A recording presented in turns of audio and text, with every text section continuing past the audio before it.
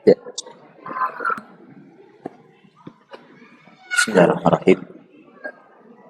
Assalamualaikum warahmatullahi wabarakatuh.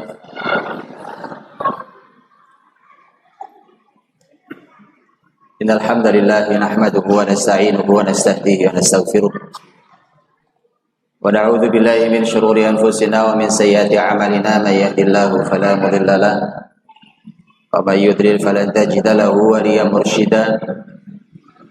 Asyhadu an la ilaha illallah wahdahu la syarika lah wa asyhadu anna Muhammadan abduhu wa rasuluh. Allahumma shalli wa sallim wa barik wa an'im ala rasulina wa syafi'ina wa imamina wa qudwatina wa sayyidina Muhammadin sallallahu alaihi wasallam wa ala alihi wa ashabihi wa man tabi'ahu bi ihsanin ila yaumiddin. Ya ayyuhalladzina amanu taqullaha haqqa tuqatih wa la tamutunna illa wa antum muslimun. Allahumma anfa'na bima 'allamtana wa 'allimna ma yanfa'una wa zidna ilma. Allahumma akhrijna min dhulumatil jahli wal wahmi ila nuril ilmi wal fahmi. Allahumma ati nufusana taqwaha wa zakkiha anta khairu man zakkaha anta waliyuha wa maulaha. Amma ba'du. Mukminin dan mukminat, muslimin dan muslimat yang dimuliakan Allah Subhanahu wa taala. Bersyukur pada Allah Subhanahu wa taala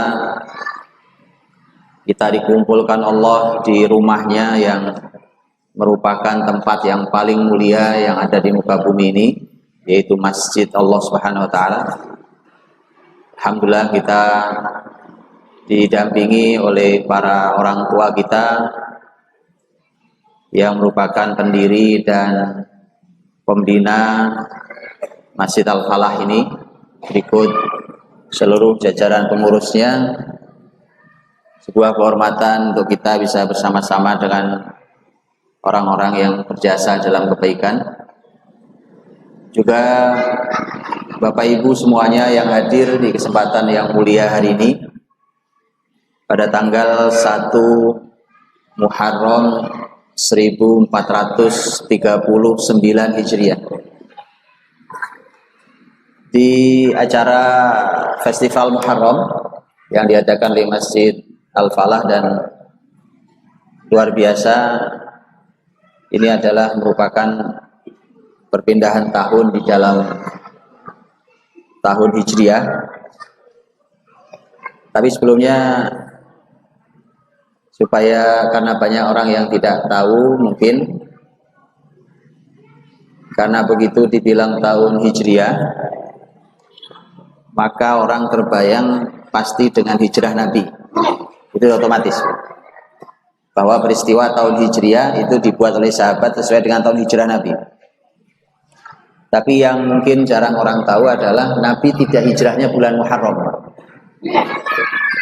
Ini kan momentum peringatan tahun Hijriah diadakannya kan tanggal 1 Muharram. Itu momentumnya hanya karena pergantian tahun. Tetapi Nabi sendiri hijrahnya bukan bulan Muharram. Ya, bukan bulan Muharram Nabi hijrah. Hijrah Nabi Shallallahu Alaihi Wasallam berangkatnya dari Mekah bulan Safar, nyampe di Madinah, masuk ke Kuba bulan Rabiul Awal. Safar, akhir Safar, yaitu tanggal 27 Safar menurut para ahli sejarah. 27 Safar Nabi berangkat dari Mekah. Kemudian sampai masuk ke Madinah itu di bulan Rabiul Awal. Perlu perjalanan kurang lebih 2 minggu. Nah, Bapak Ibu dirahmati Allah Subhanahu wa taala, untuk itulah maka momentum Hijriah yang kita adakan itu momentumnya murni karena hanya perpindahan tahun. Bahwa kemarin 1438 dan sekarang tahun 1439. Tapi juga ada pesan penting sebelumnya, bahwa setidaknya ada 2 hal. Yang pertama, hitungan Hijriah, tahun Hijriah itu kan hitungannya bulan. berdasarkan bulan, bukan matahari. Kemudian hitungan tahun Masehi hitungannya matahari. Yang perlu dipahami adalah baik bulan ataupun matahari, dua-duanya dalam Islam dipakai. Itu makhluk Allah dua-duanya. Dan itu Allah hadirkan bahkan sekalian dengan bintang. Jadi bulan, matahari, dan bintang itu semua dipakai dalam Islam untuk panduan. Untuk panduan. Saya berikan satu contoh ayat yang bicara dalam hal ini. Ini poin pertama tentang hal itu, tentang bahwa tahun Hijriyah yang hitungannya bulan, karena memang muslimin beribadah ada yang dihitungnya pakai bulan. Hitungannya hitungan pergeseran bulan terhadap bumi. Tapi ada ibadah muslimin yang panduannya matahari. Makanya dua-duanya dipakai. Ibadah muslimin yang panduannya bulan apa contohnya? Puasa Ramadan contohnya. Pergantian bulan dari mulai Muharram, Safar itu hitungannya hilal. Hilal itu bulan baru lahir. Maka Nabi mengatakan sumu li ru'yatihi wa aftiru li ru'yatihi.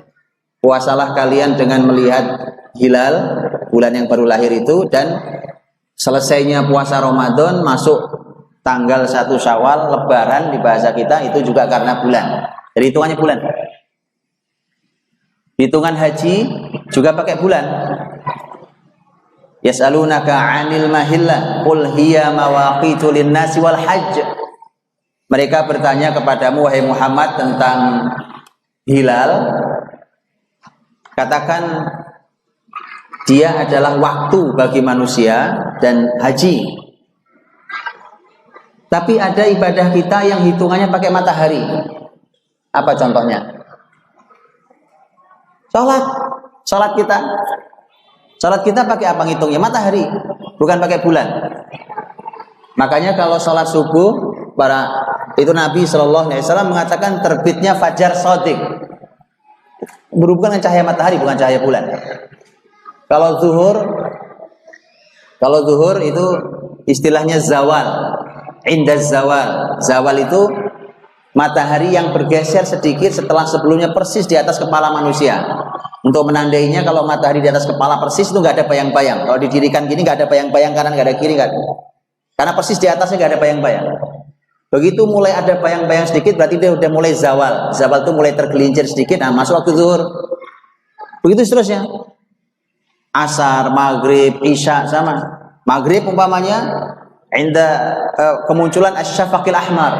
Ketika maghrib munculnya awan merah di langit. Awan merah hasil apa? Cahaya matahari yang terbenam, muncul awan merah.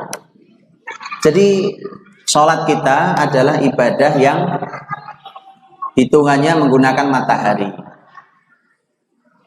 Karena itulah maka Allah gabung dalam satu ayat dengan penjelasan Quran yang mukjizat tentang hitungan matahari dan bulan yang dalam Islam dipakai dua-duanya. Allah Subhanahu wa taala berfirman dalam surat Al-Kahfi ketika Allah menyampaikan tentang berapa lama anak-anak muda itu ditidurkan Allah dalam gua. Karena kisah anak-anak muda yang lari ke gua menyelamatkan agamanya karena mereka tidak rela menjadi orang murtad. Dipaksa oleh masyarakatnya, dipaksa oleh sistem negaranya yang sudah sangat rusak agar melepaskan imannya. Anak-anak muda tidak mau, segelintir anak muda ini tidak mau, maka mereka lari sembunyi ke dalam gua.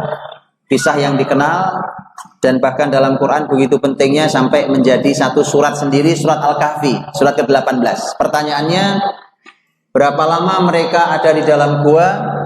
Allah berfirman, "Walabithu fi kahfihim 300 sinina wazdadu tis'a." Mereka tinggal di dalam gua itu, Allah tidurkan selama 300 tahun tambah 9. Jadi berapa? 309. Ini oleh para ulama dibahas, Pak.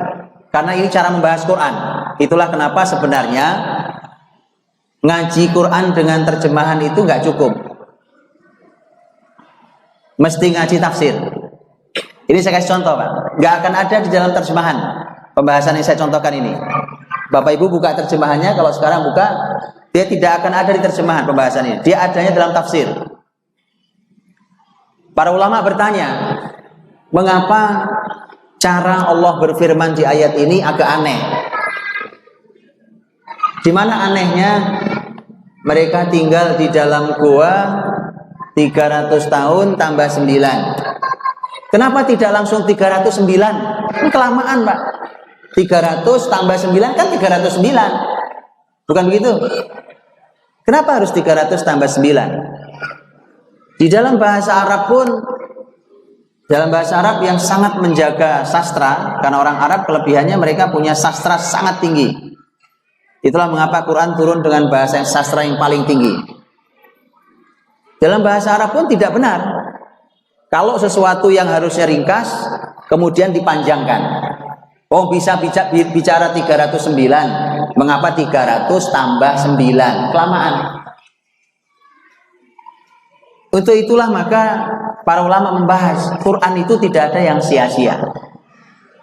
Justru Quran sering menyembunyikan sebuah ilmu besar hanya pada kata dan huruf dalam Quran. Dan itu bisa diungkap oleh ahlinya. Imam Ibnu Katsir rahimahullah ta'ala dalam tafsirnya. Nah, tadi saya bilang, Pak, ini bisanya kalau Bapak Ibu baca tafsir, kalau terjemahan nggak ada. Dalam tafsir Imam Ibnu Katsir menjelaskan mengapa cara Allah berfirman seperti ini. 300 tambah 9, bukan 309. Apa kalau disebut 309 salah? Tidak salah kalau sama dengan, tapi ada ilmu yang hilang. Apa yang hilang? Nah, ini, Pak. Apa yang hilang? Ternyata Allah ingin memberi isyarat. Anak-anak muda yang tidur di dalam gua itu, kalau dihitung pakai hitungan matahari, mereka 300 tahun. Tapi kalau dihitung pakai hitungan bulan, tambahi 9 tahun. Paham? Kalau hitungan matahari 300 tahun. Tapi kalau hitungan bulan tambahi 9 tahun, maka hitungan bulan 309 tahun. Karena setiap 100 tahun, setiap 100 tahun pergeserannya 3 tahun. Setiap 100 tahun bulan hitungan matahari, kan kalau dalam 1 tahun pergeserannya 11 hari kurang lebih, 11, sekian. 11 hari kurang lebih pergeserannya. Jadi kalau hitungan kita dalam setahun berapa? 300 matahari 65 ya. Nah, itu berbeda kurang lebih 11 hari dengan hitungan bulan. Itu dalam setahun. Maka dalam 100 tahun itu bedanya 3 tahun. Sehingga 300 tahun menjadi 300 tambah 9. Ilmu begini Bapak Ibu tidak ada dalam terjemahan. Dia adanya dalam tafsir. Dan untuk itulah maka di awal hitungan Hijriah itu hitungan bulan. Tetapi bukan berarti hitungan matahari salah dan tidak manfaat. Dalam Islam menjadi hitungan ibadah, baik matahari ataupun bulan.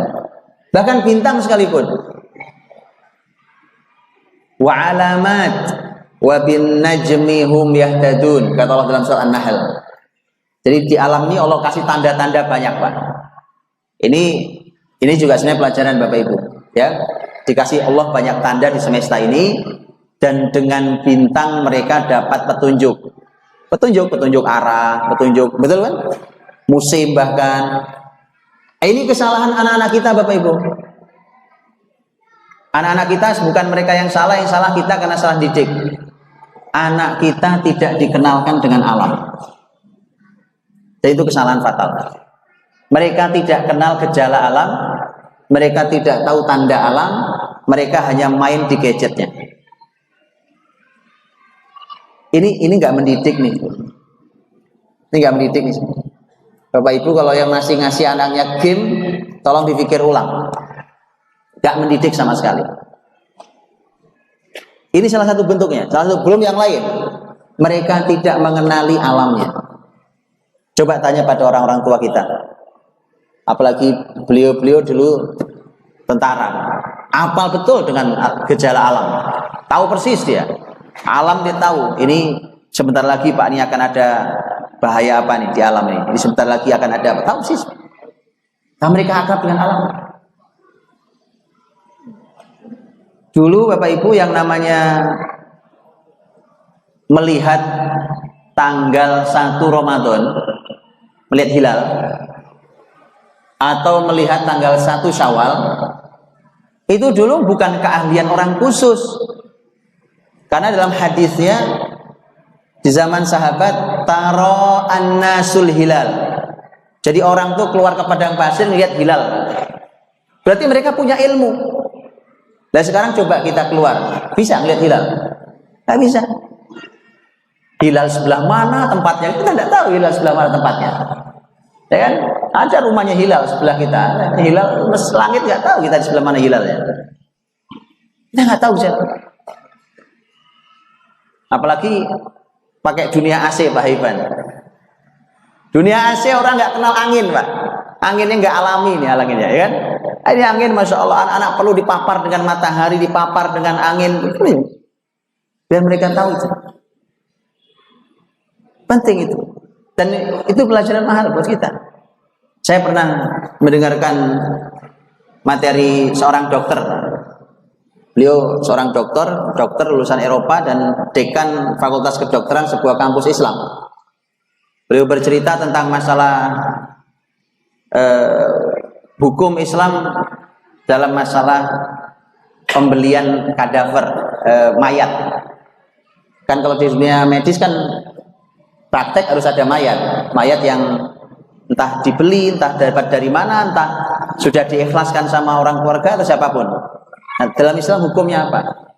Setelah beliau bertutur tentang itu, beliau mengatakan, hari ini sebenarnya ada teknologi yang nggak perlu mayat betulan. Jadi dan saya pernah ketemu dengan orang yang memang kuliahnya S3 dulu di Australia. Saya ketemunya memang di sana. Itu jurusannya memang itu, Pak. Dia cerita ke saya jurusannya itu. Jadi dia cuma gambar mayat di komputer. Kemudian dia kirimkan cahaya ke ruangan sebelah. Cahaya mayat ini dikirimkan. Di sana ada mayat geletak, Pak. Mayatnya nggak ada, cuma orang masuk mayat betulan. Nah, si dokter kalau megang pisau virtual namanya, itu begitu dia belek gitu, ya muncrat darah betulan. Jadi kayak mayat betulan. Diiris gitu ya kayak nulis itu. Saya tanya ke dokter tadi, Pak Dokter, kalau gitu apa nggak cukup dengan teknologi itu? Jadi nggak perlu ribut-ribut tentang masalah hukumnya beli mayat, hukumnya apa gitu ya? Jawaban beliau menarik. Tidak cukup. Karena tangan seorang dokter ini harus tetap terlatih untuk menyentuh badan pasiennya. Oh, ini kehangatannya, dinginnya, detaknya. Karena kalau pakai virtual itu, Pak, itu sudah nggak ada yang alami. Nah, jadi ternyata tidak semua yang teknologi itu menarik, Pak. Tidak semua yang teknologi itu menarik. Jadi makanya jangan terlalu silo juga dengan teknologi. Teknologi manfaat, tapi jangan terlalu silo juga. Karena buktinya kedokteran nggak mau pakai itu.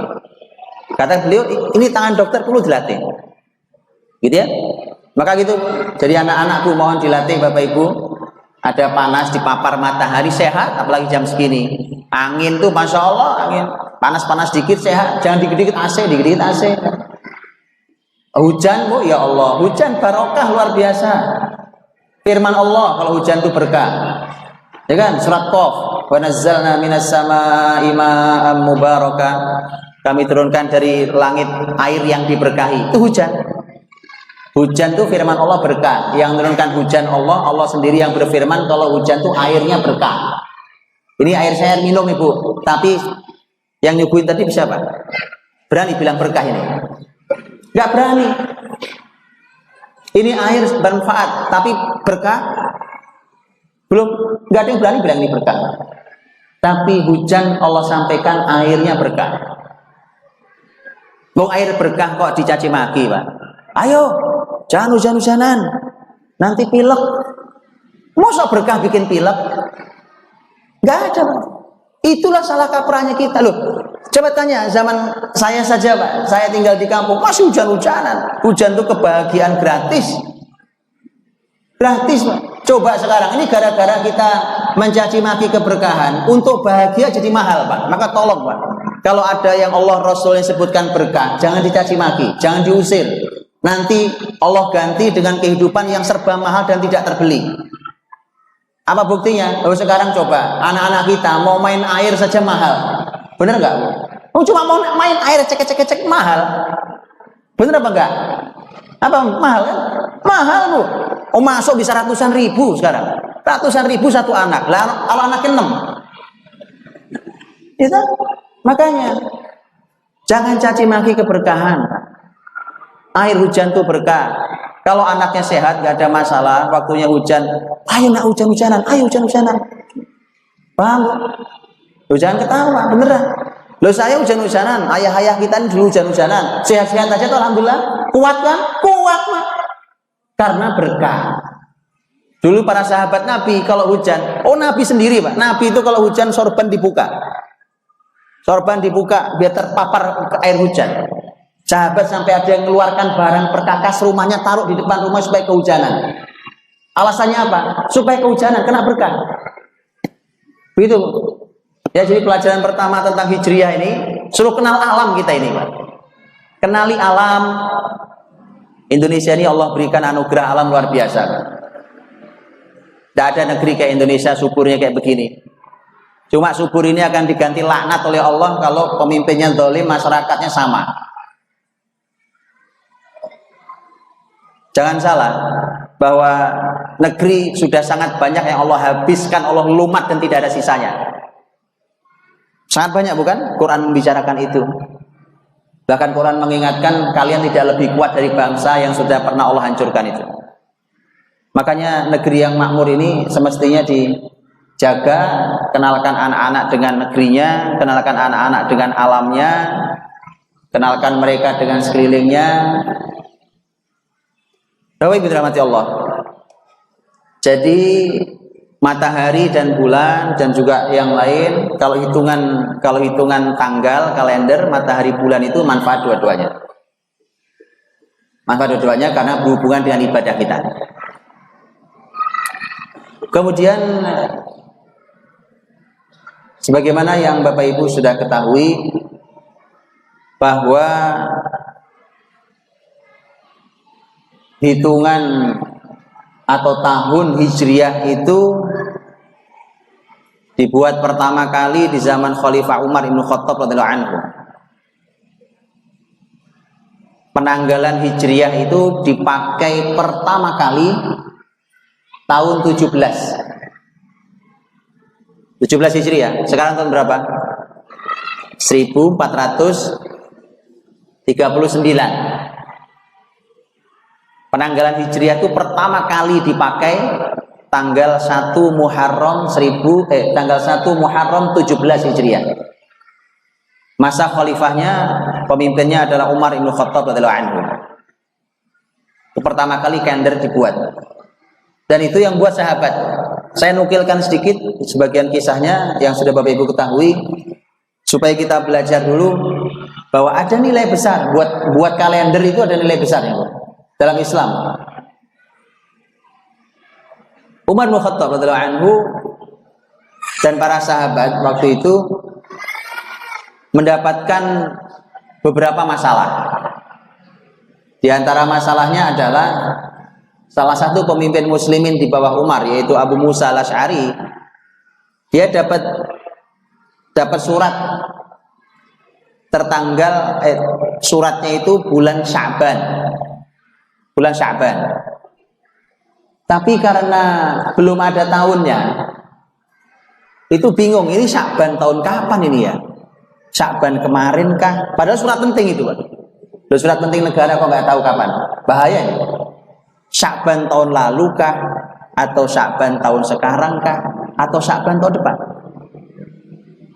Ditambah Umar mendapat laporan bahwa para raja-raja di tempat lain itu mereka kalau nerima surat harus ada tanggal tahunnya. Maka muslimin perlu membuatnya. Kata Umar, baik kalau gitu, kita buat.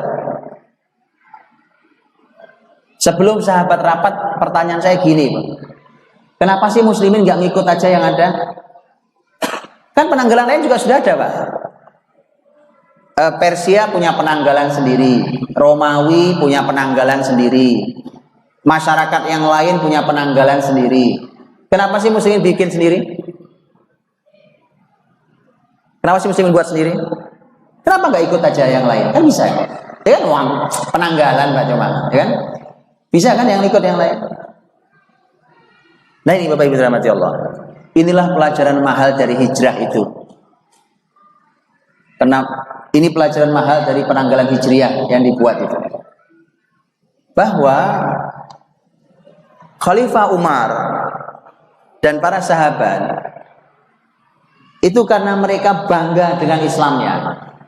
Semua tolok ukur harus dari Islam. Yang Islam bukan cuma sholat di masjid, Pak. Yang Islam bukan cuma zakat atau peristiwa korban haji dan segala macam. Sahabat itu sampai bikin kalender saja pengen Islam. Penanggalan itu kan, kalender itu kan sebenarnya pembuatannya, momentumnya seringkali momentum besar di bangsa itu, ya kan? Umpamanya, sampai hari ini masih ada, Pak. Sampai hari ini, ya kan? Ya, umpamanya masyarakat bahkan di negara, Pak. Ini selain yang Masehi dan Hijriah. Mereka punya penanggalan sendiri berdasarkan momentum besar di negeri itu. Mereka punya hitungan-hitungan sendiri. Umpamanya masyarakat Korea Utara saja itu mereka punya tahun sendiri. Berdasarkan pendiri banyak. Nah itu, Pak. Karena memang momentumnya biasanya berdasarkan momentum mahal, berdasarkan bangsa atau keyakinan masing-masing. Nah para sahabat mereka pengen, kita kan punya Rasul, kenapa tidak kita ukur pertama kali tahun 1 Rasul kita? Nah itu rapatnya begitu. Mereka sepakat, cuma pertanyaannya Nabi dari lahir sampai wafat umurnya 63 tahun, dihitung tahun 1 dari mana? Dari peristiwa yang mana? Nah, itu rapatnya berbeda pendapat. Sahabat beda pendapat. Ada yang bilang gimana kalau dihitung dimulai dari lahirnya Nabi. Lahirnya Nabi kan lahir cahaya. Maulidun Nabi, lahirnya Nabi yang mulia. Gimana kalau tahun 1-nya dihitung sejak Nabi lahir? Mereka ternyata gini, karena ternyata di dalam buku sejarah kapan Nabi lahir itu ulama sejarah beda pendapat. Yang kita tahu kapan? 12 Rabiul Awal. Itu cuma salah satu pendapat.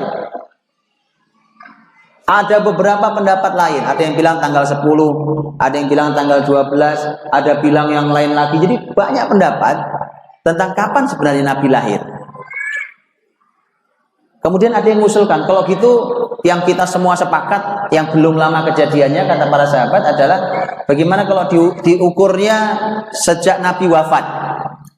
Nabi wafat itu dihitung tahun 1. Nah sahabat juga nggak suka, enggak, karena waktu Rasul wafat itu buat sahabat tidak pernah ada dunia segelap hari ketika Nabi wafat. Ini kata Anas bin Malik.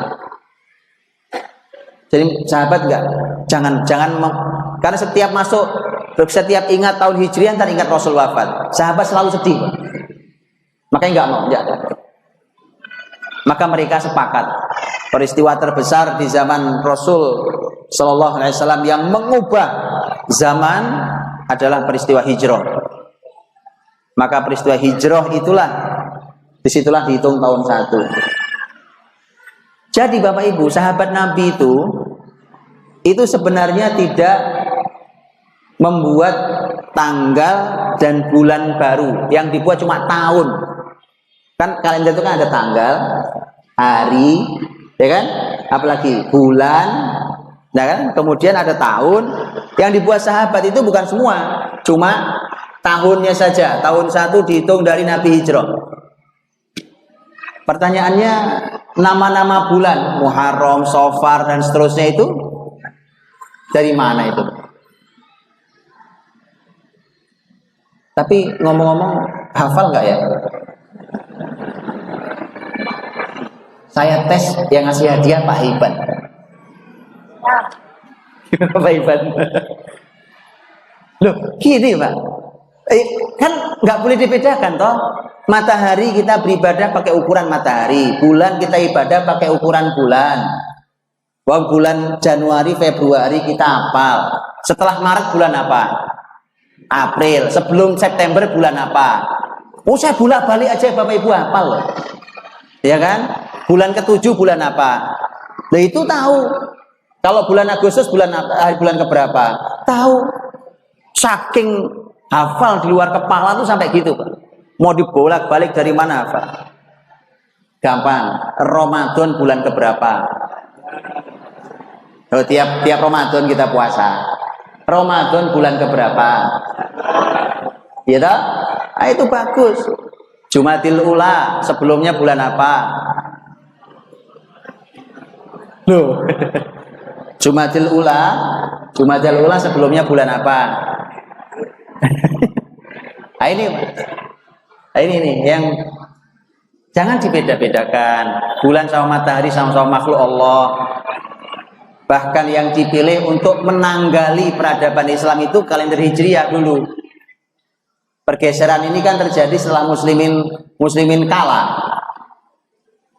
Makanya harus dihafal. Ajari anak-anak. Ini Bapak Ibu sebagian sudah ada yang hafal. Yang tugasnya yang hafal ngajari yang belum hafal. Begitu dulu kalau Nabi ngaji. Nabi ngaji, kalau habis ngaji Nabi mengatakan fal yuballighi syahidul ghaib. Yang enggak hadir tolong ngajari yang hadir. Ya kan? Itu kalimat Nabi. Nah, makanya di sini yang sudah bisa, yang sudah hafal tolong ngajari yang belum hafal. Jadi kalau ngaji berikutnya nanti yang belum hafal masih tetap belum hafal, nah itu yang salah dua-duanya. Salah dua-duanya. Yang hafal salah, gak ngajarin temennya. Yang gak hafal kok yang gak mau ngafal. Oh penting Bu. Apa pentingnya? Penting banget, saya tunjukkan. Penting menghafal bulan. Kita ada di bulan apa hari ini? Masalahnya dalam Islam karena hitungan hijriah, maka setiap bulan hijriah itu ada keistimewaannya. Dan orang harus tahu kita di bulan apa ya sekarang. Apa ya yang Nabi sampaikan tentang bulan ini? Terus kita harus berbuat apa di bulan ini? Kan begitu. Dan itu setiap bulannya. Setiap bulannya ya. Makanya harus tahu, harus dipahami, harus dihafal. Jadi Bapak Ibu rahmati Allah, bulan-bulan itu bukan sahabat yang buat. Bukan sahabat yang buat. Ada yang mengatakan bahwa nama-nama bulan itu, wallahu a'lam, karena ulama sejarah juga beda pendapat. Bulan-bulan itu yang memberi nama dulu adalah kakek Nabi yang kelima. Nah, ada yang mengatakan itu kakek Nabi yang kelima, ya kan? Kilab bin Murrah namanya. Ada yang mengatakan itu, ada yang mengatakan yang lain. Tapi begini Pak Bu, begini. Itu nama-nama bulan. Yuk kita ambil pelajarannya. Itu nama-nama bulan itu. Bapak Ibu kalau sudah hafal nama-nama bulannya, urutannya sudah hafal, sekarang kita tahu di bulan apa, kemudian nanti ngaji, ada nggak keistimewaannya bulan-bulan ini, terus kita harus berbuat apa di bulan ini. Ini juga ilmu penting. Coba Ibu pelajari sejarahnya. Ibu pelajari sejarah nama-nama bulan. Ibu tahu enggak mengapa bulan Muharram dinamakan Muharram? Kenapa ada bulan yang namanya Safar? Kenapa ada bulan namanya Rabi' al-Awwal? Kenapa ada bulan namanya Rabi' al-Akhir? Kenapa ada bulan namanya Jumadal Ula? Kenapa ada bulan namanya Jumadal Akhirah? Kenapa ada bulan namanya Rajab? Ibu tahu? Itu masing-masing ada sejarahnya. Apa sejarah? Ini manfaat luar biasa. Lihat. Dari sekian penamaan itu didasarkan pada peristiwa alam atau didasarkan pada peristiwa sosial. Nah, ini manfaat lagi buat kita. Saya kasih contoh. Peristiwa alam. Rabi' al-awwal, Rabi' al-akhir. Jumada al-ula, Jumada al-akhirah. Kata Rabi' dalam bahasa Arab itu artinya musim semi. Peristiwa alam bukan? Dan musim semi itu 2 bulan. Di masyarakat Arab 2 bulan. Makanya ada Rabi' musim semi yang pertama dan ada musim semi yang terakhir. Itu musim semi, suasananya kayak Indonesia gini, Bu, enak. Cuacanya enak.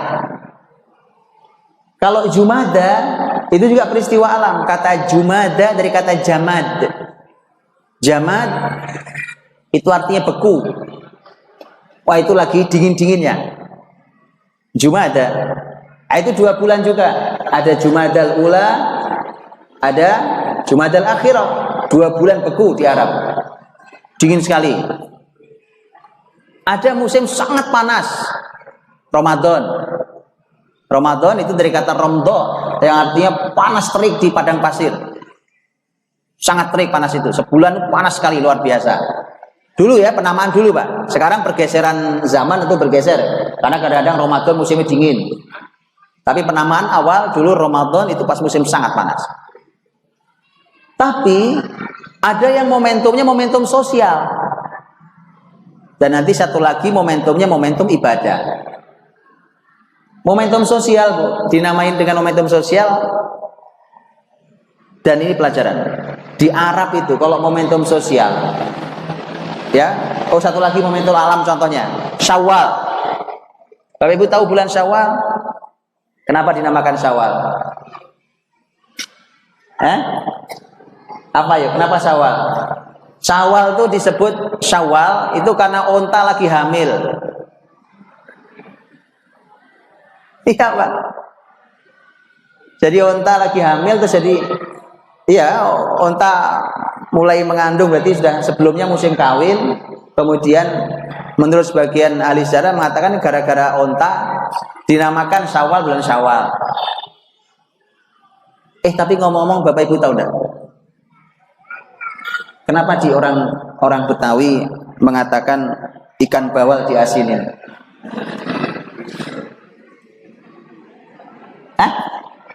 Kenapa, Bu? Bulan Syawal dikawinin gitu ya? Udah lewat ya, Bu, ini ya? Udah Muharram ya? Ibu tahu enggak itu sejarahnya orang Betawi ngomong itu? Ikan bawal diasinin. Angkat tangannya orang Betawi. Oh enggak, saya mau nanya, tanggung jawab kok. Antum punya bangsa nggak ngerti sejarah bangsa itu kan keterlaluan, Pak. Orang Indonesia nggak tahu sejarah Indonesia itu keterlaluan. Orang Islam nggak tahu sejarah Islam itu keterlaluan, Pak. Orang punya Rasul nggak tahu sejarah Rasulnya itu keterlaluan. Ayo angkat tangan. Kemarin aku Betawi, sekarang nggak ada yang angkat tangan. Ayo. Iya, Bu. Kenapa, Bu, ngomong gitu orang Betawi? Kenapa bulan Syawal nggak Muharram? Ikan bawal diasinin. Kenapa tuh, Bu, ya? Kali ada dulu diajari sama encang mancing saja mungkin. Apa, Bu, sebabnya? Saya kasih tafsirnya, Bu. Karena orang Betawi nggak bisa jawab. Saya kasih tafsirnya. Loh gini, Bu, gini. Oh, apa? Boleh. Ada, Bu. Kali ada sejarahnya di Betawi itu, saya biar belajar juga. Kenapa ya di orang Betawi bilang ikan bawal diasinin tuh? Saya kasih tafsirnya ya, Bapak Ibu. Ini nggak sembarangan, Pak. Masyarakat Betawi itu kan masyarakat Islam. Mereka masyarakat yang sama dengan beberapa masyarakat lain, Pak. Contohnya masyarakat Sunda. Itu dalam sisi keislamannya begitu, bahwa rasanya kalau Anda tidak lagi Muslim nggak pantas jadi orang Betawi. Karena saya punya nasab Betawi, Pak. Ya, ibu saya asli Betawi. Betawi Kebun Nanas, Jakarta Timur. Jadi sampai sekarang kami kalau kumpul ya kumpul keluarga besar Betawi dari keluarga ibu. Itu mereka pegang Islami kuat sekali. Apapun lah, walaupun mungkin kadang ilmunya perlu banyak belajar lagi, tapi mereka pegang pokoknya kita apapun Muslim gitu. Oh Islam ganggu, oh masuk kampung gua, urusan sama kita ya kan? Gitu, tahu ya aslinya.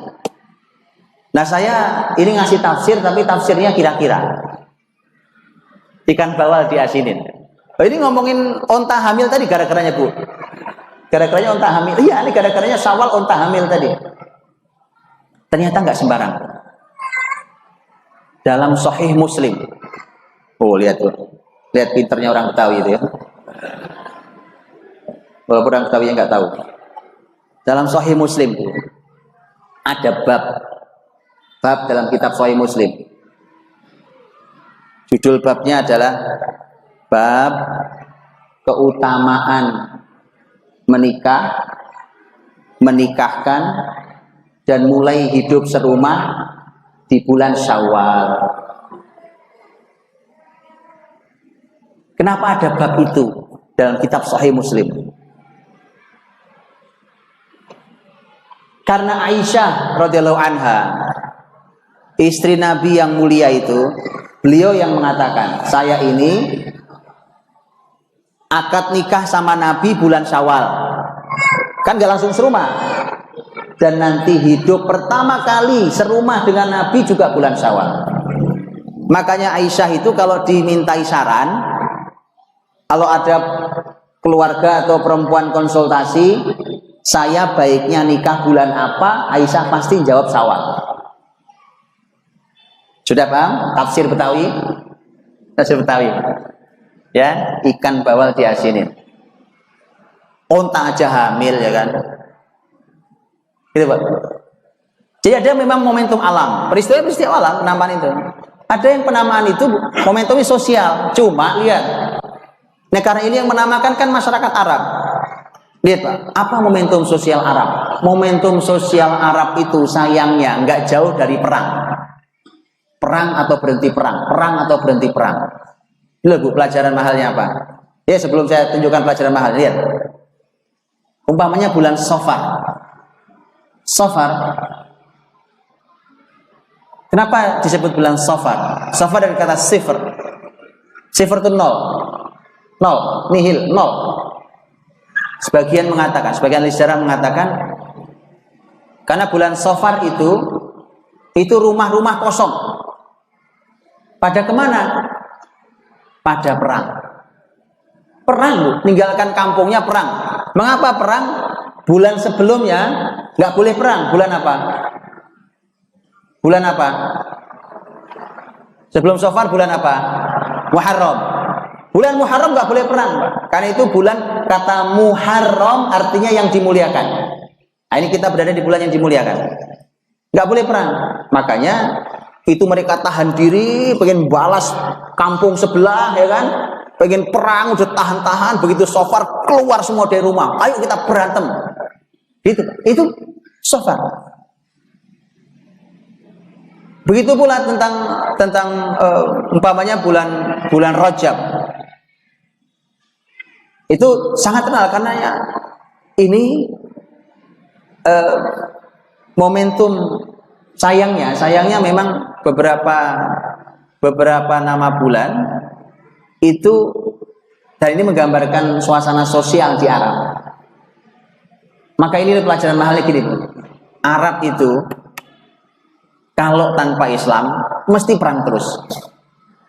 Apa sih membuat mereka berhenti perang? Nggak ada yang bisa mendamaikan, Bu. Madinah sebelum Nabi datang, Yathrib, ada dua masyarakat Arab besar, masyarakat Aus, masyarakat Khazraj.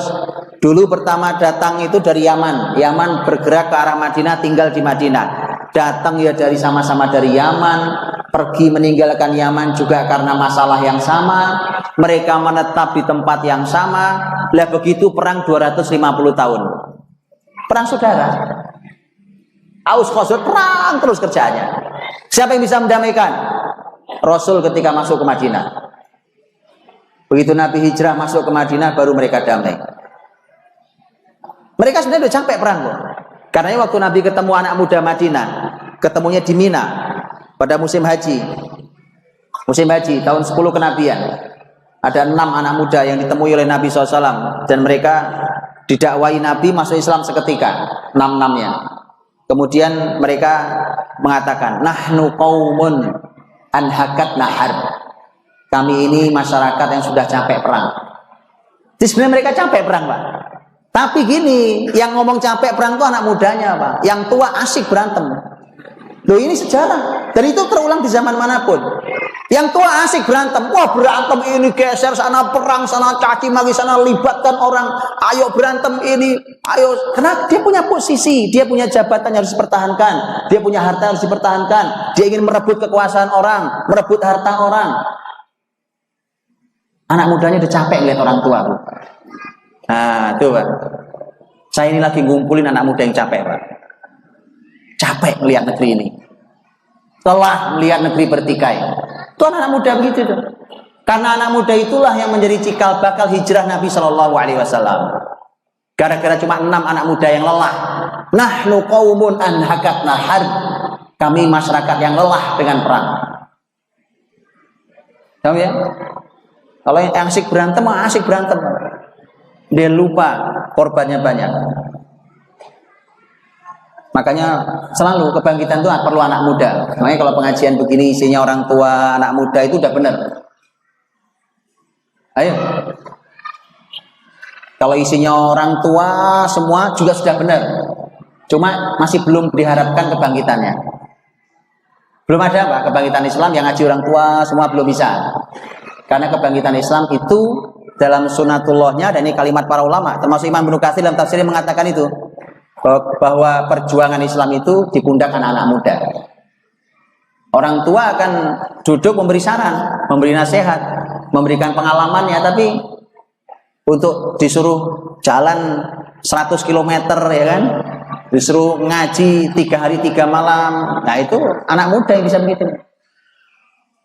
Disuruh bergerak ke sana, berkarya, ini itu anak muda, berpikir kreatif, dan seterusnya. Baik, Bapak Ibu dirahmati Allah. Jadi bulan-bulan itu ada yang momentumnya sosial, ada yang momentumnya itu adalah ibadah. Contohnya Dzulhijjah.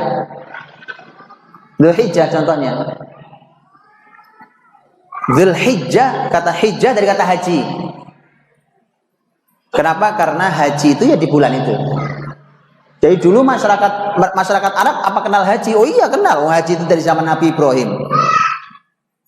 Makanya mereka biasa kalau musim bulan Dzulhijjah ya orang kumpul dari berbagai tempat. Haji ya di situ, di Mekah dan sekitarnya itu. Itu hajinya. Dari dulu, karena sudah ada sejak zaman Nabi Ibrahim. Walaupun di masyarakat jahiliyah ibadah itu diubah-ubah terserah mereka. Diubah-ubah terserah mereka, itu ciri masyarakat jahiliyah. Jadi Bapak Ibu yang dirahmati Allah Subhanahu wa taala. Itu pelajaran dari bulan-bulan dan tahun.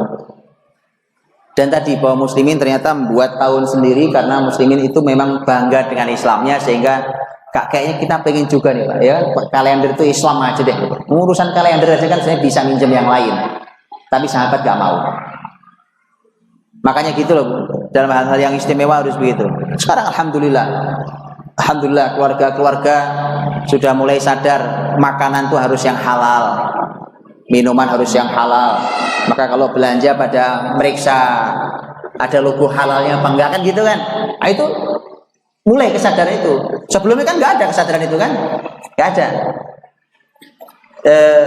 Alhamdulillah keluarga-keluarga muslim sudah sadar bahwa mendidik anak itu harus didekatkan dulu ke agamanya. Anak-anaknya suruh menghafal Quran, jadi para penghafal Quran. Bagus banget. Ya, kalau ada yang belum begitu, anak cucunya disuruh Pak, disuruh. Harus diperintahkan begitu. Nanti Bapak Ibu, kasihan saya, anak Bapak Ibu akan ketinggalan zaman. Karena ke depan itu Pak, zaman ini akan dikendalikan, dipegang oleh para penghafal Quran. Beneran. Jadi kalau anak bapak ibu pada belum menghafal Quran, belum belajar Quran, masih kayak kita begini aja ya, suruh ngaji, mulai suruh ngaji. Karena zaman bergerak menuju Islam, dunia bergerak menuju Islam. Silakan. Anda boleh lihat Eropa, boleh lihat Amerika, boleh lihat Afrika, boleh lihat kemana mereka bergerak menuju Islam. Pertumbuhan Islam, muslimin, masjid apa luar biasa. Ya, jadi memang semua sedang mencari Islam. Manusia mencari Tuhannya, mencari Allah Subhanahu wa taala. Dari semua kesesatan yang ada, maka mereka temukan di sini adanya, di Islam ini. Jadi ini juga pelajaran mahal buat kita, ya, bahwa ternyata sahabat dulu jangankan sampai sebesar urusan makan, minum, didik anak, kalender saja pengennya sendiri. Kenapa? Kami muslim, kami punya aturan sendiri, kami punya nabi sendiri, kami punya kitab suci.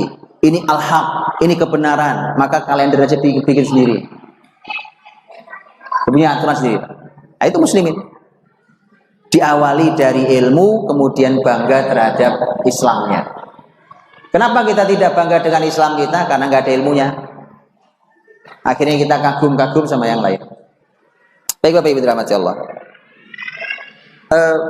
Kalau pelajaran hijrah, seperti tema kita tentang refleksi hijrah sahabat dan Rasul dan para sahabat, saya cuma ingin bacakan mungkin 1 atau 2 ayat dalam Al-Quran dari sekian banyak ayat. Sebenarnya kan pembahasan tentang hijrah. Dan hijrah itu kan dimulai dari ketika Allah mengabadikan peristiwanya di dalam ayat dalam surat Ali Imran.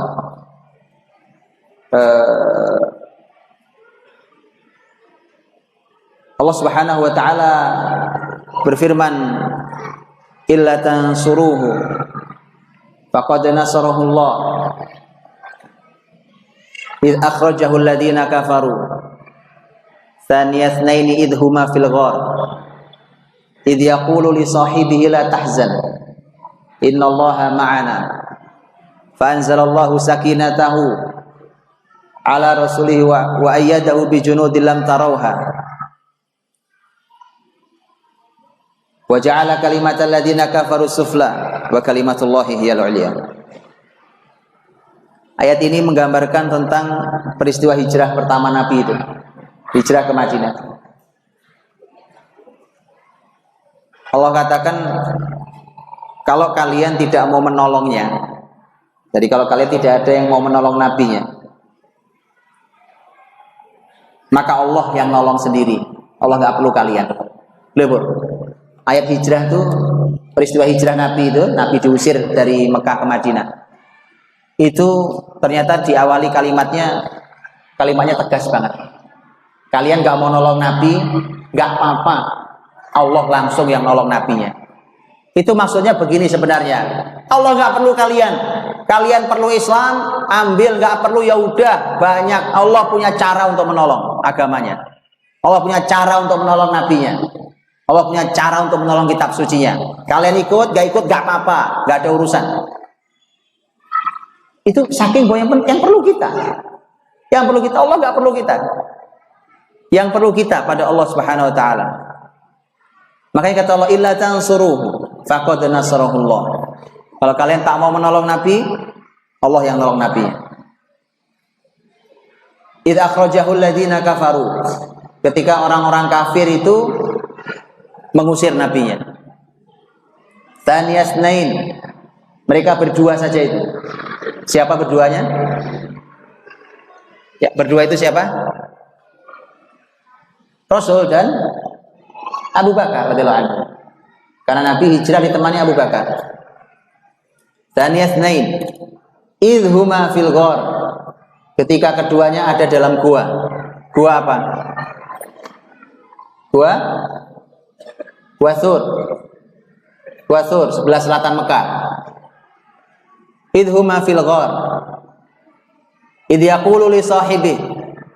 Ketika beliau yaitu Rasul berkata pada temannya. Siapa temannya? Abu Bakar. La tahzan. Innallaha ma'ana.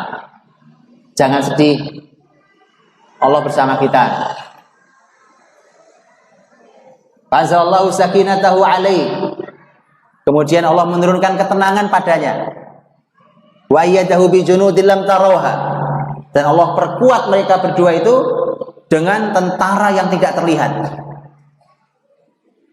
Dan itu hasilnya adalah wa ja'ala kalimatal ladzina kafaru sufla. Dan nanti Allah akan menjadikan kalimat orang kafir jadi jatuh. Bendera orang kafir jatuh. Dan yang tinggi adalah bendera Allah Subhanahu wa taala. Bapak Ibu, mari kita tadaburi, kita dalami ayat ini. Ya, kalau itu tadi terjemahannya. Ya, kurang lebih terjemahannya begitu. Kita dalami ayat ini sebagai pelajaran hijrah buat kita semuanya. Karena Bapak Ibu, hijrah itu pembahasan tentang hijrah ada hijrah tempat, kata para ulama dia, hijrah tempat. Kadang perlu hijrah dari tempat ke tempat lain. Ketika mereka benar-benar tidak bisa hidup, benar-benar tidak bisa beribadah pada Allah. Mungkin seperti yang dialami oleh saudara-saudari kita di Rohingya sekarang.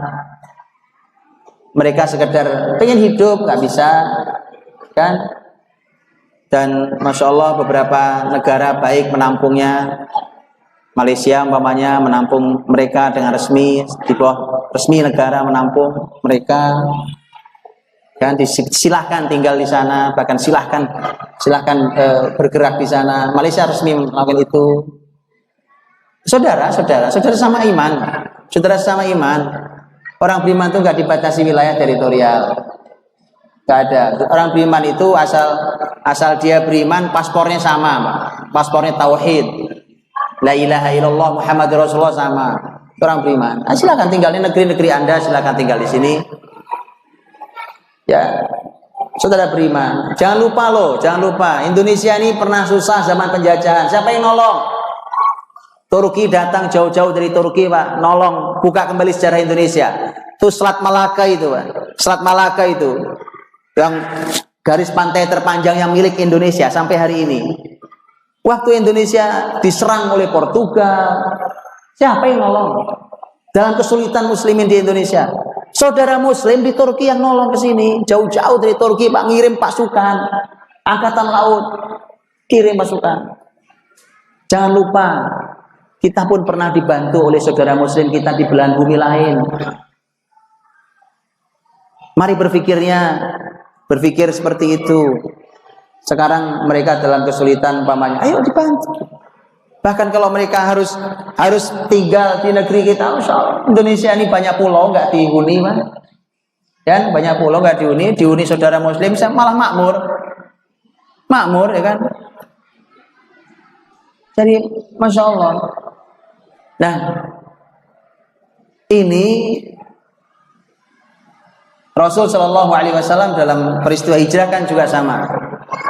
Ya id akhrajahu alladziina kafaru tsaniya tsnaini idh huma fil ghar idh yaqulu li sahibihi la tahzan innallaha ma'ana. Mari kita dalami Bapak Ibu rahmati Allah ayat ini. Allah Subhanahu wa taala menyampaikan illa tansuruhu faqad nasarahullah. Ini sebenarnya kalimat yang keras bahwa kalian harus menolong agama Allah. Kalau enggak ya sudah, Allah enggak perlu kalian. Nah, kalau sudah Allah nggak perlu, kita mau kemana? Mau kita tinggal di bumi-buminya Allah. Anda mau pindah ke bulan-bulan punya Allah, semua pindah kemana? Ya, makanya tidak ada pilihan kecuali menolong Allah dan agama Allah. Allah nggak perlu ditolong, Allah nggak perlu tolong manusia, tapi ini semua kebaikannya kembali ke kita. Lihat Bapak Ibu rahmati Allah. Pembahasan ayat pertamanya kan pertolongan, ya kan? Pertolongan, Allah menolong. Ini bahas apa sih? Bahas hijrah. Berarti siapapun yang hijrah itu mau hijrah tempat seperti mungkin masih tadi saudara kita di Rohingya tadi itu, ya, yang dan ini juga sebenarnya teman-teman Bapak Ibu, ini juga itu loh pentingnya muslimin itu belajar sejarah sehingga nggak dibohongi oleh kalimat-kalimat politis. Tahu tak Anda wilayah Arakan State itu? Arakan, mereka kan di sebuah wilayah namanya Arakan, Muslim di Arakan. Rohingya itu banyak tinggal di wilayah Arakan. Tahu enggak Anda? bahwa mereka Muslim Arakan itu dulu mereka punya kesultanan Islam 3,5 abad lamanya di tempat Myanmar itu.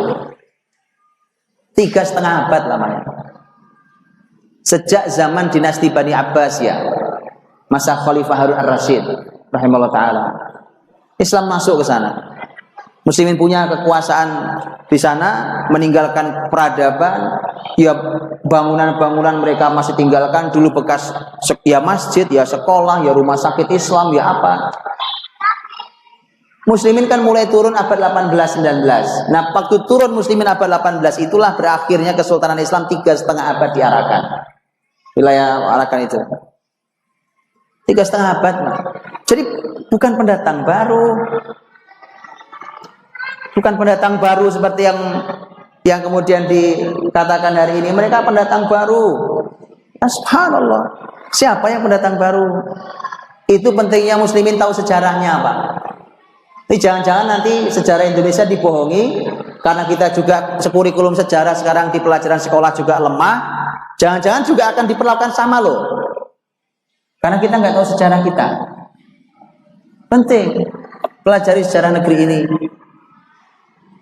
Nah, maka dari itu mereka dulu tempat mereka yang buat. Baru pada abad 18, akhir abad 18. Tahun 1780 sekian itu baru masuk Raja Buddha, namanya Buddha Pai, baru masuk, baru kerajaan Buddha yang kita lihat sekarang, baru kemarin abad 18 masuk penjajah Inggris, begitu loh sejarahnya, silakan dibaca. Masuk penjajah Inggris. Jadi mereka tinggal di negerinya, itu negeri-negeri mereka. Mereka pernah mengajari masyarakat itu tentang Islam. Mereka pernah membangun peradaban di situ. Berabad-abad lamanya. 350 tahun Pak. Baik, jadi ada yang kadang-kadang hijrah itu sampai perlu masih tempat hijrah pindah. Karena bahkan hidup saja mereka tidak diizinkan. Apalagi urusan ibadah. Kadang-kadang seperti kalimat ulama, hijrah itu tidak mesti hijrah tempat. Kadang-kadang hijrah tempat juga kejadian umpamanya gitu, ada orang pekerjaan tempat kerjanya isinya haram dan syubhat. Ya pindah. Bumi Allah luas. Bapak Ibu tahu ayat tentang bumi Allah itu luas. Itu ternyata Allah kaitkan dengan hijrah. Karena orang-orang yang nanti diwafatkan oleh Allah, alladzina tawaffahumul malaika zalimi anfusihim. Tapi waktu mati dia dalam keadaan zalim. Banyak dosanya. Zalim itu banyak dosanya. Zalimi anfusihim. Maka ditanya oleh malaikat, qalu fima kuntum? Kenapa kalian sampai bisa banyak dosa begini waktu mati? Malaikat juga nanya. Waktu mereka dicabut nyawa itu malaikat juga nanya, kok bisa sih kalian banyak dosa kayak gini? Malaikat itu bingung, ya kan? Kok ada orang di dunia manusia tinggal kan numpang tuh?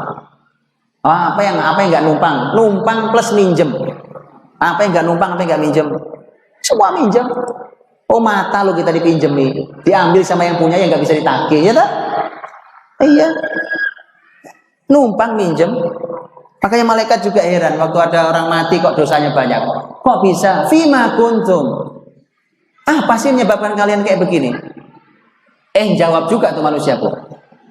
Qalu kunna mustad'afina fil ard. Kami itu dulu waktu di dunia, kenapa kami dosanya banyak? Kami ini nggak punya daya, nggak punya kekuatan. Kami ini lemah. Loh, apa hubungannya lemah sama dosa, Bu? Lemah itu suka bikin dosa. Apa hubungannya coba? Nah, saya kasih contoh. Lemah itu menyebabkan dosa. Kadang-kadang ada orang baik, tidak pengen dia korupsi. Sekali, 2 kali, 3 kali, 4 kali, setahun, 5 tahun. Melihat kanan kirinya berbuat semua. Nah, terus dia bilang, tahu semua teman saya juga gitu, Pak. Saya itu malah baik malah disingkirkan, malah dimutasi. Saya jujur Pak, jadi ancaman buat yang lain malah. Dicurigai sama teman-teman. Nanti kalau ada apa-apa dikira saya yang melaporkan. Akhirnya berbuat juga kayak temannya. Alah, mau yang lain juga berbuat, Pak, saya juga pengen. Coba lihat. Apa sebabnya? Lemah. Merasa bahwa, wah, lingkungan saya nggak mendukung, Pak. Lalu sekarang coba anak-anak muda masuk komunitas di media sosial atau komunitas nyata di sekelilingnya. Itu bisa berubah gara-gara komunitas. Gara-garanya susah, Pak, pertemanannya, susah, Bu, lingkungannya, ya kan? Coba lihat, Bu, jawaban itu diterima nggak sama malaikat? Lihat jawaban berikutnya. Lihat malaikat menjawab apa? Alam takun ardullahi wasi'ah fatuhajiru fiha. Kan bumi Allah luas, kenapa nggak pindah? Ya ada ampunan sudah. Nggak dimaafkan berarti itu. Jadi nanti kalau ada yang beralasan, ya Allah ini rusak gara-gara lingkungannya, ya Allah ini gara-gara temannya, ini gara-gara komunitas, oh ini kan gara-gara teman-teman kerja begitu semua, pejabat memang semua juga begitu, nggak diterima sama malaikat. Malaikat akan mengatakan, alam takun ardullahi wasi'ah. Bumi Allah luas. Kerjaan juga bukan cuma itu, tempat tinggal bukan cuma di situ, rumah bisa bikin lain, gitu. Tempat, komunitas, pertemanan bisa diganti. Bumi Allah luas. Itu jawaban malaikat. Alam takun ardullahi wasi'ah fatuhajiru fiha. Hijrah sana. Jangan di situ. Tapi kan malaikat marahin waktu itu udah gak ada gunanya, Pak. Ibu ya? Gunanya apa? Udah dicabut nyawanya, ya kan? Nah itu tambah nyesel aja itu. Iya ya. Coba tahu gitu dulu. Coba udah gak bisa balik. Emang ada orang mati balik lagi? Masalahnya. Alam takun ardullahi wasi'ah fatuhajiru fiha. Jadi jangan berpikir sempit. Nanti saya bacakan ayat yang lebih luar biasa lagi tentang tema hijrah. Kembali bahwa isinya pertolongan. Jadi hijrah itu isinya pertolongan. Jadi saya tunjukkan. Kan ayatnya mulai tadi apa? Kalau kalian tidak mau nolong nabinya, Allah tolong nabinya. Kan kalau pertolongan Allah tuh nggak ada masalah yang tidak bisa diselesaikan kan, Bu? Kalau Allah yang nolong. Kalau Allah yang tolong, tidak ada problem yang nggak ada solusinya. Itu nggak ada. Bahkan kata manusia mustahil. Mana ada mustahil menurut Allah? Coba Nabi Zakaria minta anak, Pak, umur berapa? Nabi Zakaria sudah tua. Bahkan beliau ngakui sendiri. Inni wahanal 'azmu minni washta'ala ar-ra'su syaiba. Saya ini ya Allah tulang-tulang udah lemes semuanya. Lemes udah sepuh, Pak. Ada yang mengatakan 100 tahun lebih. Ada yang mengatakan di bawah 100. Sepuh. Sudah sepuh semua, tulang-tulang udah lemah. Ini rambut juga udah nyala putih semuanya. Sudah gitu yang lebih berat lagi masalahnya, beliau tua, istrinya tua. Ada yang lebih berat lagi. Wa kanat imraati aqira. Dalam ayat wa imraati aqir. Istri saya mandul. Lah sudah tahu tua, sudah tahu mandul, kok minta anak? Coba minta yang lain. Itu bukti bahwa jangan pernah lelah berdoa. Janganlah berdoa. Minta apa saja, minta pada Allah. Dari yang besar sampai yang sepele, minta sama Allah. Kalau semua ahli bilang mustahil, tidak ada yang mustahil buat Allah. Itu orang beriman. Orang beriman itu kuatnya minta ampun. Nggak ada kata putus. Pak, ini kata semua profesor, kata semua dokter, katanya sudah nggak ada obatnya. Itu kata manusia. Subhanallah. Ini menurut pakar, Pak, nggak ada solusinya. Siapa bilang? Itu. Nabi Zakaria dikasih anak Nabi Yahya kan? Iya, Pak. Itu Yahya istimewa, Pak. Luar biasa. Makanya ya, jangan putus asa. Solusi orang beriman selalu ada. Semua pertolongan. Maka orang hijrah itu, apapun sulitnya, bahkan hijrah tempat, hijrah dari pekerjaannya, hijrah dari kebiasaan buruknya, hijrah dari akhlak yang jelek, hijrah dari kebiasaan yang buruk, yang tadinya malas jadi rajin, yang tadinya maksiat jadi berbuat taat, yang tadinya ingkar menjadi beriman, dan seterusnya. Itu Masya Allah merupakan sebuah hijrah. Dan orang yang hijrah itu nggak gampang. Tetapi ya, Bapak Ibu perlu tahu, hijrah itu dari awal sampai akhir isinya pertolongan Allah. Makanya ayat tentang hijrah dimulai dengan Allah yang tolong nabinya kalau kalian nggak mau nolong nabinya. Lihat, kapan Allah nolong nabinya waktu hijrah? Ada 3 momentum di ayat itu. Semuanya pakai id, makanya ada 3 id di ayat itu. Id dalam bahasa Arab itu menunjukkan sewaktu, waktu, ya kan? Menunjukkan sewaktu. Sewaktu kapan Allah tolong? Id akhrajahul ladzina kafaru. Itu pertama. Ya, ketika nabinya diusir oleh orang-orang kafir Mekah. Kenapa? Di mana pertolongan Allah? Lihat tuh. Jadi waktu baru diusir itu Allah sudah langsung tolong. Itu orang kalau hijrah begitu, Bu. Umpamanya tadi saya bilang ada orang pekerjaannya isinya haram subhat gitu ya. Umpamanya sudah hijrah. Bismillah hijrah. Begitu dia hijrah, hari waktu dia baru keluar langsung ada pertolongan Allah gitu. Ini ayatnya, ingin katakan itu. Idz akhrajahul ladzina kafaru. Yang kedua, idz huma fil ghar. Kan? Idz yaqulu li sahibi. 3 idz, ada 3 idz. Tadi buka lagi. Buka lagi ayatnya. Jadi yang pertama waktu diusir itu. Waktu diusir itu kan Nabi Muhammad SAW itu kan terancam nyawanya. Terancam nyawanya. Karena sudah kumpul 40 anak muda. Semua pegang pedang. Ngepung rumah Nabi Shallallahu Alaihi Wasallam. Begitu Muhammad keluar, pokoknya rame-rame digebukin sampai mati. Mukul boleh, nusuk boleh, nyabet boleh, serah kalian. Bahasa mereka adalah menebar darah Muhammad di semua suku. Itu bahasa mereka. Karena kalau cuma satu suku yang menghabisi, nanti sukunya Muhammad balas. Nah, sukunya Muhammad itu suku yang kuat. Nah, begitu mereka bilangnya. Makanya jangan begitu supaya sukunya Muhammad gak bisa balas, maka darah disebar di semua suku. Itu jahat rencananya. Begini, Bu. Kenapa harus Allah langsung yang menolong? Karena saat itu, dan ini peristiwa langka, ternyata kalau hijrah itu iblis langsung yang datang. Bapak Ibu tahukah bahwa mereka ngumpul di rumah itu, rumah Nabi, ngepung rumah Nabi itu adalah hasil rapat para petinggi Quraisy yang didampingi langsung sama iblis. Iblis datang menyerupai wajah seorang tokoh tua yang berwibawa, ngakunya dari Najd. Najd itu wilayah Saudi Timur.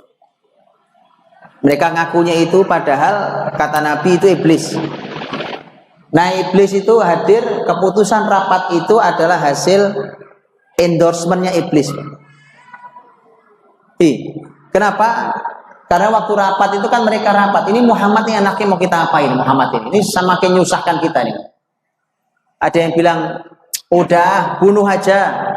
Ada iblis mengatakan ini bukan pendapat yang bagus. Begitu bunuh, nanti Muhammad akan balas. Sukunya, umatnya akan balas. Repot kalian. Sudah kalau gitu diusir aja dari negeri ini. Kata iblis itu juga salah. Terus gimana? Ditahan salah, diusir salah. Diusir salah, salahnya di mana, Pak? Kata iblis, Muhammad kalau diusir, nanti di negeri itu dia akan dakwah lagi. Muslim itu kan nggak pernah berhenti, Pak. Akan dakwah lagi. Begitu dakwah nanti dapat pengikut. Nanti punya pasukan, nyerang kalian di sini. Dan ternyata iblis itu benar. Ya kan? Iblis itu benar. Makanya kemudian, terus gimana enaknya diapain Muhammad ini? Gimana kalau disekap saja? Di penjara disekap? Oh, nggak bisa. Begitu Muhammad hilang, itu sahabatnya akan nyari. Pasti akan dicari di seantero negeri itu. Ya kan? Mereka akan berusaha membebaskan. Mau itu pengikut setia. Terus gimana enaknya ya? Akhirnya terjadilah dua perpaduan, Pak. Terjadilah perpaduan dua setan. Setan manusia dan setan jin. Setan manusianya Abu Jahal. Abu Jahalnya usul, kalau gitu begini, tetap kita bunuh. Tapi cara membunuhnya bukan satu orang, tidak dari satu suku, tapi dari berbagai suku kumpul, ambil anak-anak mudanya, sehingga kalau keluarga besar Muhammad mau balas, dia nggak bisa karena balas semua suku. Itu usulannya Abu Jahal. Setannya jin, yaitu iblis bilang, ini baru usulan, ini top. Jadi memang setan itu selalu kerjasama, Pak. Selalu setan manusia, setan iblis itu kerjasama. Bayangkan, iblis itu kan kepalanya jin, Pak. Ya kan? Itu nenek moyangnya setan dari kalangan jin. Itu sampai harus turun sendiri untuk peristiwa hijrah Nabi. Begini, Pak. Namanya big boss. Ya, namanya bos perusahaan atau pemimpin tinggi. Urusan kecil-kecil kan gak perlu turun, Pak. Betul kan? Makanya iblis itu juga jarang-jarang turun. Cuma ngirim setan-setan aja itu anak buahnya. Kirim, Pak. Dia apal. Wong iblis itu sejak zaman Nabi Adam. Dia sudah punya file lengkap itu. Foldernya lengkap. Menghadapi manusia yang kayak apa, iblis sudah punya caranya.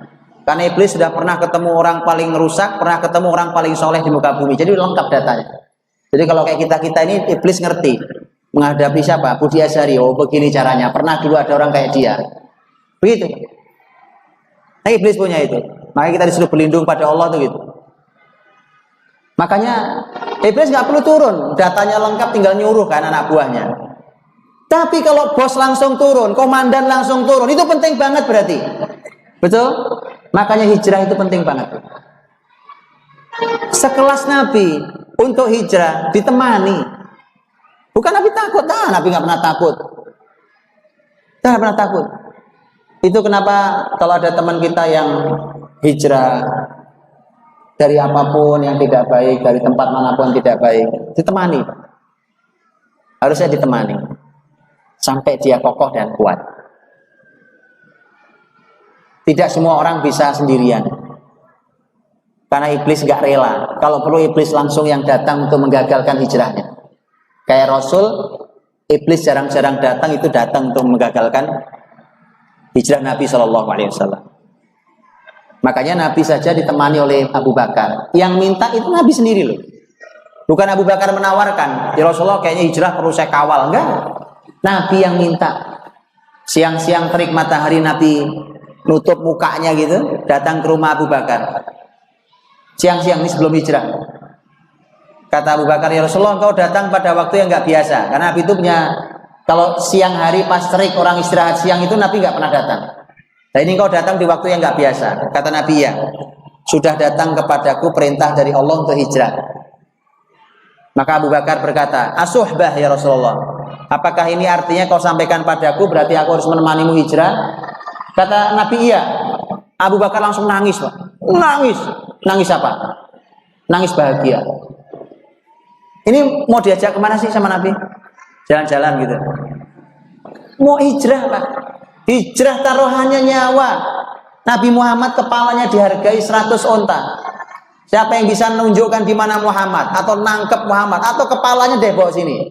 Saya kasih 100 onta. Itu sayembara, Pak. Tapi orang beriman tuh bahagianya kalau menjalankan amal soleh. Kayak Abu Bakar, nangis bahagia. Sebuah kehormatan, menemani amal paling mulia, menemani orang paling mulia. Hijrah bersama Rasul Sallallahu Alaihi Wasallam. Orang beriman itu senang kalau bisa beramal soleh. Kalau nggak bisa beramal soleh, nangis. Gagal beramal soleh, nangis orang beriman. Ditemani, maka begitu ditemani, mereka merancang strategi, ditemani Jibril. Karena orang-orang kafir Quraisy mengatur strategi ditemani iblis. Pas toh? Pas. Maka mulailah merencanakan, dan ayat ini mengabadikan ketika diusir, kemudian dikepung, ternyata Nabi berhasil lolos. Itu pertolongan Allah yang pertama. Id yang pertama. Id akhrajahu alladziina kafaru. Jadi diusir. Dan malam itu Nabi berhasil keluar dengan pertolongan Allah. Itu orang yang pada ngepung itu ketiduran semua. Ya, artinya nggak sadar dia. Nabi keluar aja, mereka pada ini. Padahal mereka ngepung, mereka kaget. Muhammad kok udah nggak ada di rumah lah, tadi keluar lewat mana kan itu? Pertolongan Allah. Id akhrajahu alladziina kafaru. Idh yang kedua, pertolongan Allah yang kedua, idhuma fil ghar. Ketika mereka berdua, Rasul dan Abu Bakar di dalam gua. Itu yang pertama, di dalam gua. Yang kedua, di dalam gua. Di dalam gua apa pertolongan Allah? Banyak. Banyak, Bu. Itu Bapak Ibu, disebutkan dalam riwayat orang Quraisy itu untuk mencarikan begitu kehilangan. Wah, Muhammad pergi. Mereka lacak, buat sayembara, tangkap Muhammad. Itu mereka nggak ketemu. Akhirnya mereka harus nyewa. Nyewa apa? Nyewa seseorang dari masyarakat Bani Khuza'ah namanya, sebuah masyarakat yang dia punya keahlian namanya khiyafah. Khiyafah itu keahlian membaca jejak kaki. Kan kalau nginjek pasir kan ada bekasnya. Itu ada orang punya keahlian namanya khiyafah. Ini orang dari Bani Khuza'ah. Itu begitu baca dia tahu, Bu. Oh, ini kaki Muhammad nih, ini kaki Muhammad nih. Kaki kan banyak, Bu. Dia tahu ini kaki Muhammad. Lewatnya beberapa waktu belum lama. Itu dia tahu. Ini kakinya siapa? Dia tahu. Oh, kalah kalau sekarang kepolisian kan punya nggak, Pak? Punya. Zaman dulu nggak pakai alat, Pak. Lihat gini aja tahu. Coba. Sampai sekarang masih ada. Masyarakat itu masih punya keahlian yang sama namanya khiyafah. Lihat kita tahu jejak. Oh, ini kira-kira dari masyarakat apa dia tahu. Jejak itu dibaca sama dia. Orang Quraisy sampai nyewa orang untuk membaca itu. Diikuti karena ini dari sekian jejak padang pasir kan dia kemana larinya? Orang injek-injek macam-macam kan, yang manusia, yang binatang ya kan. Diikutilah sama dia, orang Quraisy ikut itu, diikuti. Sampai ke arah gua tadi, Gunung Sur. Berkilo-kilo Gunung Sur, sampai di Gunung Sur itu kemudian dia lihat. Begitu mentok di depan gua, kan itu naik, Bu. Gunung itu kan naik cukup tinggi. Guanya di atas. Begitu naik di atas, si penunjuk jalan bilang, kanan kiri jejaknya hilang. Kemudian dia bilang, ini pilihannya satu di antara dua. Bisa jadi Muhammad naik ke langit, atau Muhammad tenggelam ke bumi, masuk ke dalam bumi. Lihat, di mana pertolongan Allah? Di sini pertolongan Allah. Kenapa mereka nggak mikir masuk ke dalam gua? Kan di dalamnya gua. Masuk aja ke gua, siapa tahu ngumpet dalam gua. Dan benar di dalam gua itu, Bu. Lihat bagaimana pertolongan Allah. Orang pintar luar biasa itu bisa hilang kecerdasannya. Allah tutup kecerdasan itu. Gitu kalau Allah nolong, Bu, gak usah khawatir. Ya, maka Allah tolong itu Masya Allah, gak ada yang gak mungkin. Itu pertolongan berikutnya. Oh, mohon maaf, masuk dalam gua. Ini mohon maaf nih, ini pelajaran karena ada pelajaran malah saya ceritakan. Mohon maaf sedikit ya. Nabi dan Abu Bakar kan dalam gua itu. Orang Quraisy sudah sampai di sana. Sampai Abu Bakar mengatakan, ya Rasulullah, kalau mereka lihat ke kakinya sayang, lihat ke bawah gini, lihat kita dia. Lihat aja ke kakinya gini, lihat kakinya sendiri, lihat kita dia. Tapi segitunya pun kok ya nggak ada yang lihat ke bawah, gue coba bayangkan. Lihat bagaimana Allah nolong. Bahkan mohon maaf, dalam sejarah itu disebutkan salah satu dari mereka itu pipis, Bu. Pipis di situ. Mohon maaf. Pipis itu dia ngadepnya ke dalam gua. Pipisin gua itu, di gua dipipisin. Lihat kata Nabi Muhammad SAW. Lihat, ini pelajaran mahal buat kita. Ini bukti bahwa mereka tidak melihat kita. Karena kalau mereka melihat kita, tak mungkin dia menghadapkan kemaluannya ke kita. Apa maksudnya? Ini pelajaran. Orang jahiliyah dulu memang jahiliyah, zalim, jahat, pendosa memang, tapi urusan telanjang mereka tidak mau. Maka bagaimana ceritanya generasi ngakunya muslim tapi telanjang di mana-mana?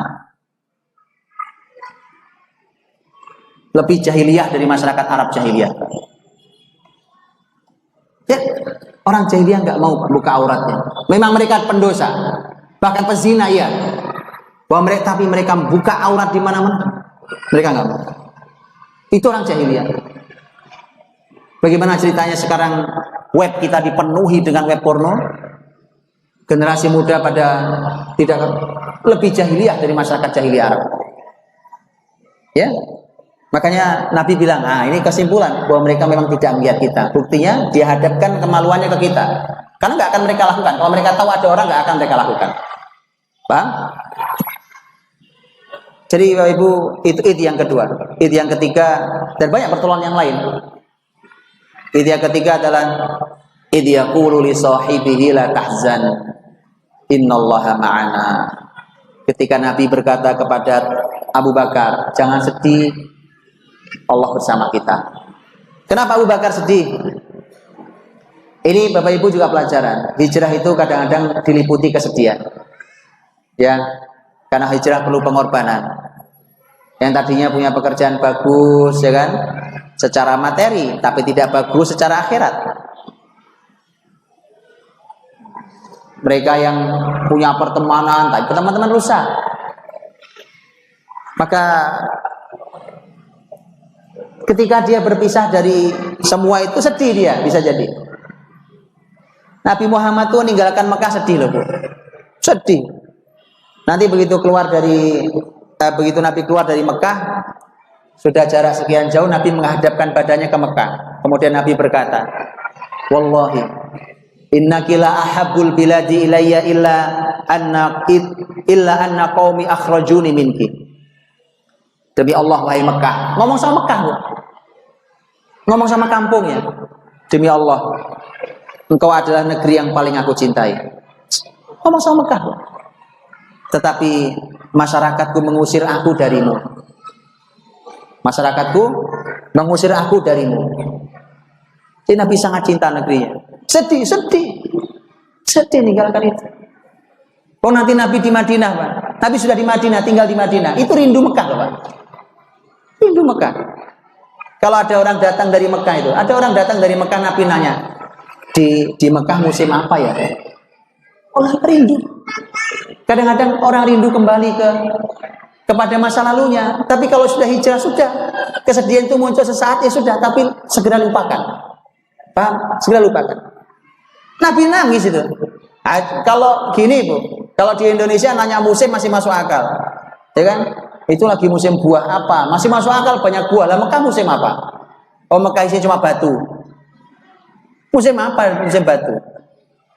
Dijawab oleh orang yang ditanya, ya Rasulullah, rumput idkhir sedang tumbuh. Rumput idkhir, ada rumput namanya idkhir. Idkhir itu rumput yang biasanya kalau orang Mekah dipakai untuk gosok mayat, Bu. Jadi kalau mayat dimandikan, gosok, kemudian itu pakai rumput idkhir. Diceritain gitu aja Nabi nangis, Bu. Gitu ya. Abu Bakar nangis. Kenapa nangis? Lain ceritanya. Jadi orang hijrah itu kadang menguras rasa. Tapi sudah, ikhlaskan, nanti Allah tolong.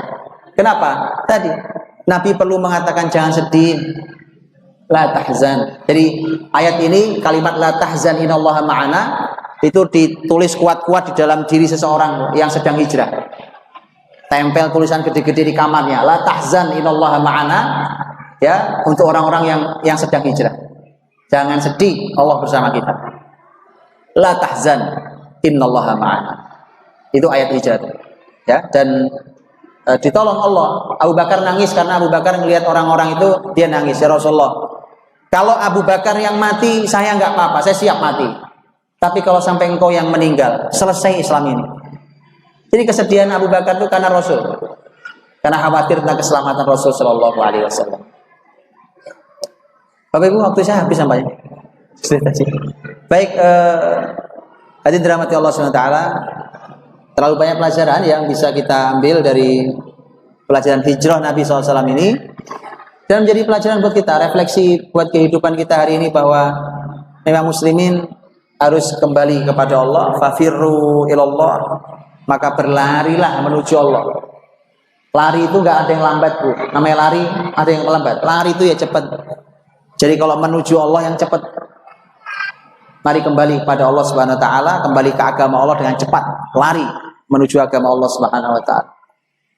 Dan terakhir tadi bahwa mari kita hijrahi.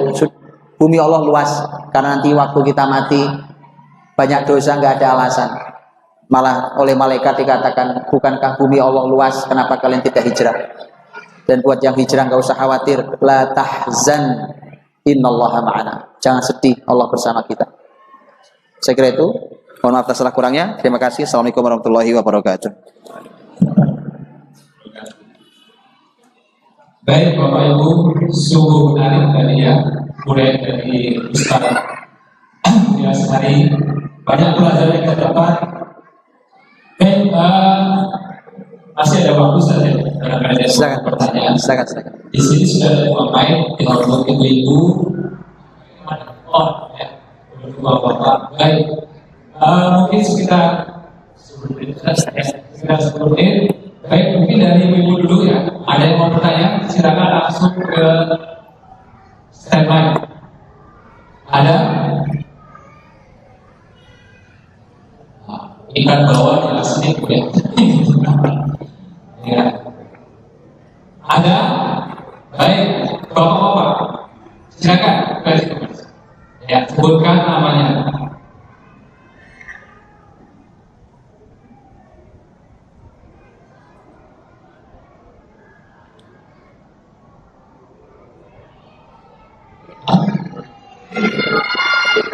Warna belakangnya ini ada tombolnya di ya.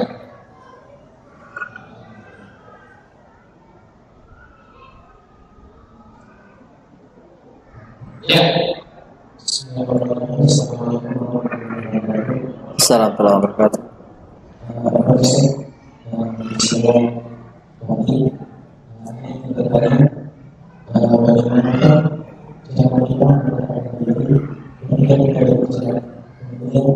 Kita sudah tahu bahwasanya sesuatu ini bersama dengan mengajarkan masuk. Kemudian dunia ini merupakan bahwa kita menggunakan ini dan ini pula misalnya pada tidak hadis menjelaskan bahwasanya ketika kita menggunakan itu juga menggunakan kemudian bisa dan kebanyakan muslim itu langsung memilih dari hati badan itu adalah keselamatan.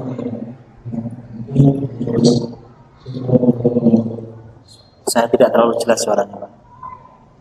Diulangi poinnya coba. Saya enggak. Saya terlalu dekat ininya. Saya terlalu dekat. Coba. Saya enggak terlalu jelas.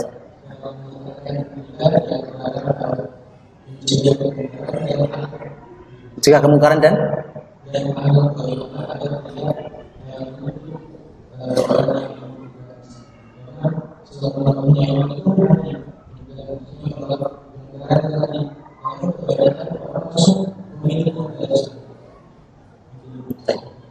Paham.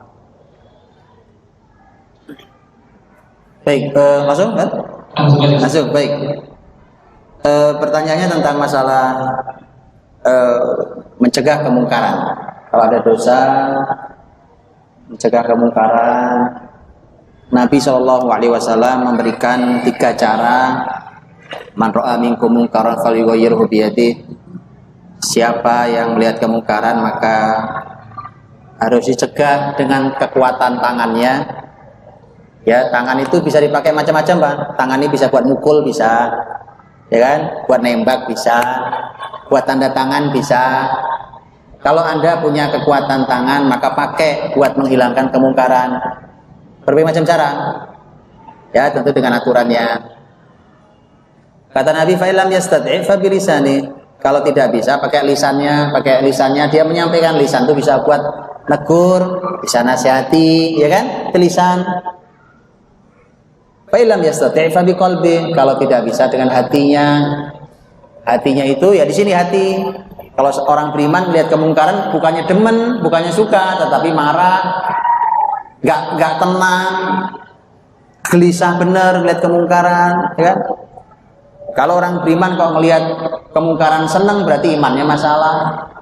Tapi Nabi memang memberikan panduan bahwa yang mencegah kemungkaran dengan hati itu fahuwa adhaful iman.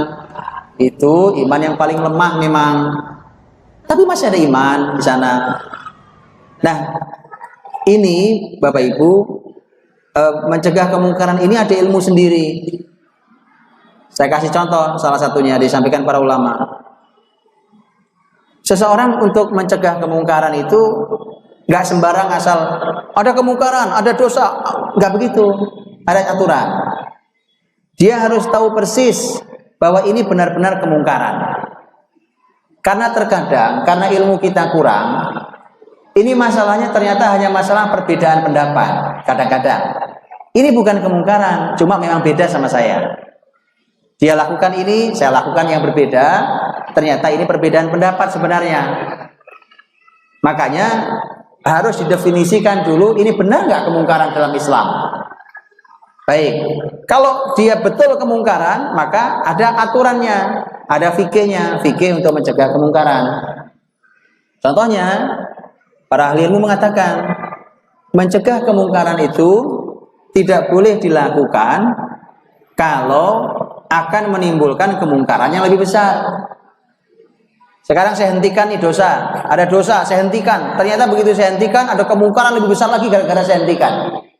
Maka harus diukur oleh ahli ilmu. Diukur oleh ahli ilmu. Karena loh apa gunanya? Saya kan pengen ini berhenti. Ternyata malah terjadi yang lebih besar. Tapi ini bukan berarti menghentikan. Karena orang beriman tidak pernah berhenti tadi minimal di hatinya. Dia tidak suka di hatinya. Tapi kalau dia bisa naik-naik jangan di hati. Karena di lisan. Karena kalimat Nabi kalau kamu tidak bisa. Dan kalau bisa jalankan.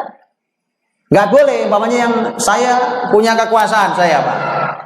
Saya kalau tanda tangan saya ampuh, umpamanya. Nggak boleh saya bilang, wah saya mah ini Pak, pakai hati aja. Nggak boleh, saya punya tangan. Dan tanda tangan saya resmi, saya punya kekuasaan di tangan saya itu. Nah gitu, nggak boleh pakai yang lemah. Karena Nabi mengatakan, fa'illam yastati'. Kalau tidak bisa, kalau bisa ya jalankan. Umpamanya pakai lisan. Kalau pakai lisan dia bisa, nggak boleh dia bergeser ke hati. Hati itu lemah, paling lemah, iman paling lemah. Maka kalau bisa jalankan. Dimanapun orang beriman berada, maka disitulah orang beriman akan mencoba untuk amar ma'ruf dan nahi mungkar. Tentu tadi bahwa harus paham betul yang menjadi masalah di kita tadi, karena ilmu yang kurang itu harus tanya betul pada ahli ilmu bahwa ini betul nggak kemungkaran, itu satu. Penting sekali. Dan kemudian harus diukur oleh para ahli ilmu. Siapa yang punya kekuatan, siapa yang punya lisan, siapa yang punya hati, siapa yang punya 2 atau punya 3 atau cuma punya 1. Nah, kemudian juga menghentikan kemungkaran juga ada caranya. Karena di zaman Nabi Shallallahu Alaihi Wasallam umpamanya ketika terjadi kemungkaran segala macam itu kan ada caranya. Nabi di Mekah itu hadirin, waktu muslimin posisinya masih lemah, muslimin belum punya senjata, jumlah muslimin masih sedikit, maka bisa dibayangkan saat keadaan seperti itu kalau muslimin ngelawan bisa, tapi bisa musnah semua, bisa. Maka dari itulah, itu hikmahnya. Datang seorang sahabat mulia namanya Khabbab bin Ard radhiyallahu anhu. Nabi lagi duduk di samping Ka'bah. Ini muslimin masih lemah keadaannya. Khabbab berkata, "Ya Rasulullah, doakan kami. Kami ini sudah ada yang disiksa, sudah ada macam-macam nih gara-gara kami pertahankan Islam. Doakan kami." Maka Nabi menjawab. Kata Nabi, sesungguhnya kaum sebelum kalian itu ada yang dibelah jadi 2 badannya gara-gara mempertahankan kebenaran. Ada umat sebelum kalian yang dikelupas kulit dan daging dari tulangnya gara-gara mempertahankan kebenaran. Nabi mengatakan di kalimat terakhir beliau, innakum qaumun musta'jilun. Kalian ini terburu-buru. Tenang dikit. Jangan terburu-buru. Jadi memang seperti itu. Patung-patung di sekeliling Ka'bah kapan dihancurkan Nabi? Tahun 8 Hijriah. 8 Hijriah itu artinya sudah 21 tahun Nabi jadi Nabi. Nabi dakwah. Baru patung-patung itu dihancurkan. Nabi hancurkan dulu patung di hati para sahabat. Kan mereka dulu mengagumi patung di hatinya. Hancurkan dulu patungnya. Nanti yang menghancurkan patung adalah yang dulu pernah menyembah patung itu. Gitu. Jadi ada strateginya. Nahi mungkar itu ada strateginya. Gitu ya. Kalau bisa, mudah-mudahan bisa manfaat.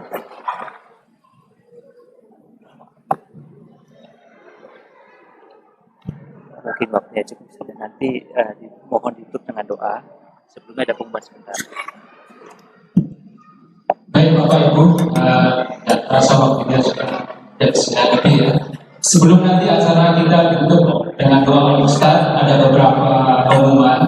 Yang pertama, insya Allah tanggal 30 September hari Ahad minggu depan. Oh, hari Sabtu ya, kita akan lanjutkan acara ngopi ya, ngobrol perihal iman. Diawali dengan sholat subuh berjamaah dan insya Allah nanti akan diisi oleh Ustaz Wijayanto. Ibu-ibu tahu? Ya, insya Allah nanti oleh Ustaz Wijayanto. Hari Sabtu ya, tanggal 30 September di sholat subuh dulu, kita lanjut dengan tausiah.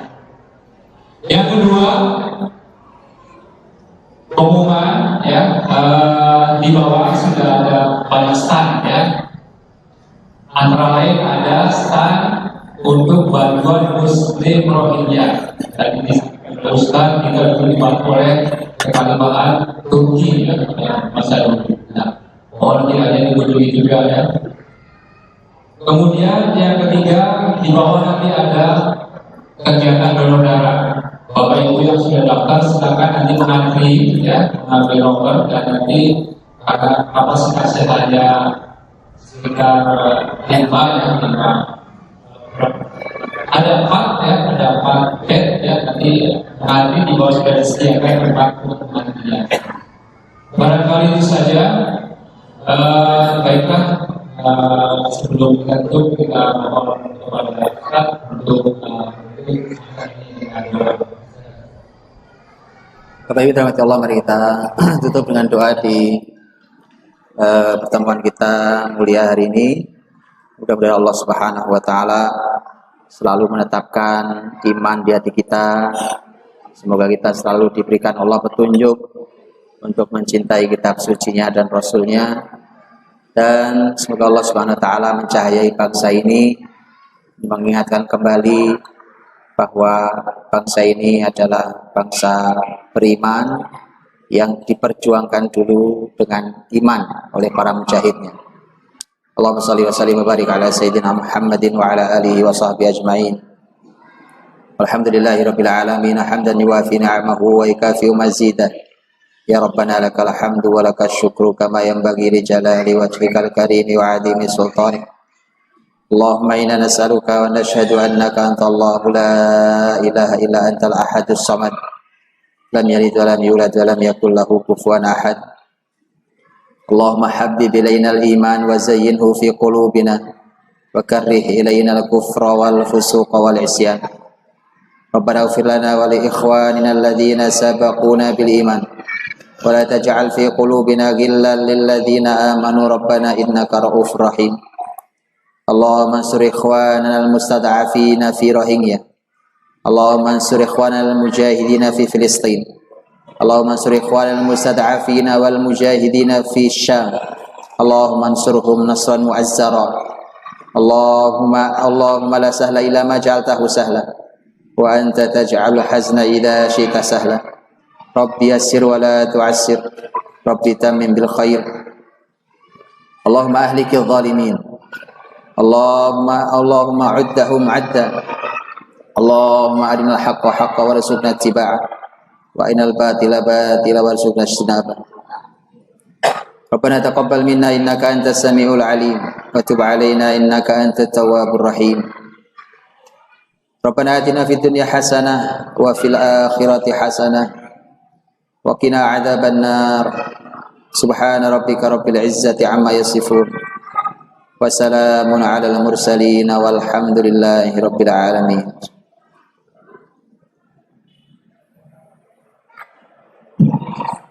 Baiklah hadirin sekalian,